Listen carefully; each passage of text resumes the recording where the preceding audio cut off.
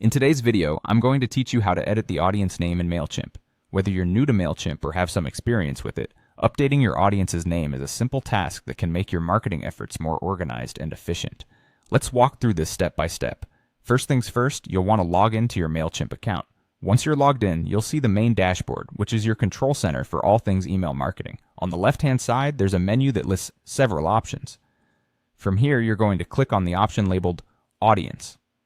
This is where all your audience management happens, including the ability to view and edit your audiences. Now, if you have multiple audiences set up in Mailchimp, you need to make sure you're working with the right one. So, up at the top, you'll see a drop-down menu that says Current Audience. Click on that, and it will list all the audiences you've previously set up. Scroll through and select the audience that you want to rename. Remember, the name of your audience is crucial for keeping track of different groups if you're managing more than one, so selecting the correct one is key.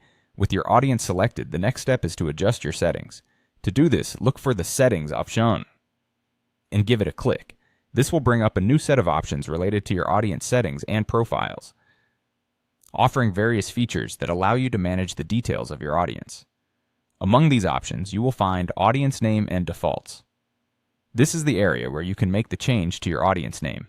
Click on it, and you'll see a field specifically labeled Audience Name. Here's where you enter the new name you'd like your audience to have. Choose a name that clearly reflects the characteristics or commonalities of the group.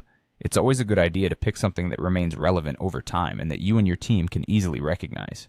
While you're on this page, it's worth taking a moment to review other audience defaults that might need updating. Although this step isn't mandatory, confirming that all the settings align with your current marketing strategy can save potential hassle down the road. Once you're satisfied with the new name and have reviewed any additional settings, it's time to save those changes. Look for the button at the bottom that says Save Audience and Campaign Defaults, or it might just say Save, and click it. This ensures that your new audience name is applied, and any other adjustments you've made are locked in. And there you have it. You've successfully renamed your audience in Mailchimp. By keeping your audience names organized and up to date, you help maintain clarity and focus in your email marketing campaigns. Thank you for watching, and if you found this tutorial helpful, feel free to subscribe for more tips on mastering Mailchimp and other digital marketing tools.